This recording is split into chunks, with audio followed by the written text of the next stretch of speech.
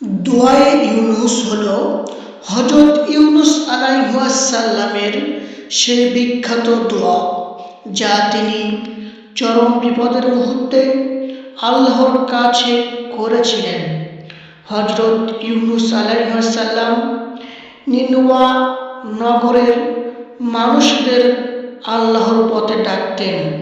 দীর্ঘদিন দাওয়াত দেওয়ার পর তারা তার কথা না মানায় তিনি দুঃখ ও হতাশায় আল্লাহর অনুমতি না নিয়ে এলাকা ত্যাগ করেন।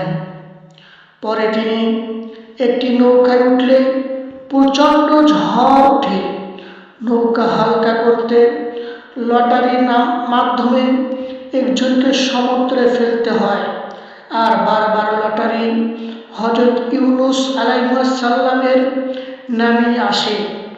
শেষ পর্যন্ত তাকে সমুদ্রে নিক্ষেপ করা হয়। আল্লাহর হুকুমে একটি বিশাল মাছ তাকে গিলে ফেলে। তিনি মাছের পেটের ভিতরে অন্ধকারে অবস্থান করেছিলেন। চারদিকে অন্ধকার আর অন্ধকার, রাতের অন্ধকার, সমুদ্রের অন্ধকার ও মাছের পেটের অন্ধকার। চতুর্দিকে শুধু অন্ধকার আর অন্ধকার। সেই ভয়াবহ অবস্থায় তিনি নিজের ভুল বুঝতে পেরে আন্তরিকভাবে তাওবা করেন এবং এই দোয়া পড়েন, লা ইলাহা ইল্লা আনতা সুবহানাকা ইন্নী কুনতু মিনাজ জালিমিন। এই দোয়া পড়েন, লা ইলাহা ইল্লা আনতা সুবহানাকা ইন্নী কুনতু মিনাজ জালিমিন। মাছকে আদেশ দেন। এই দোয়ার ফলে আল্লাহ তাআলা মাছকে আদেশ দেন তাকে তীরে ছেড়ে দিতে।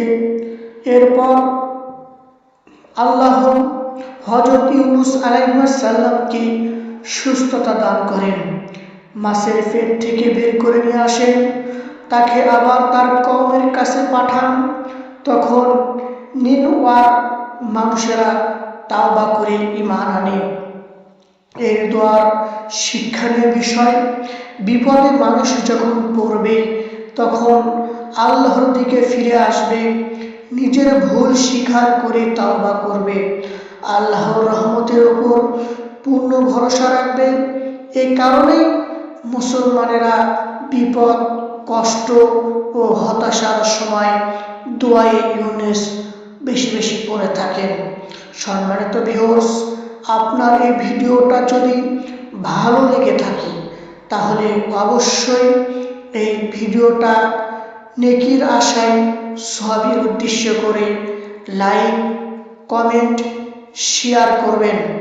সম্মানিত ভিউয়ার্স, আমার এই চ্যানেলটি সাবস্ক্রাইব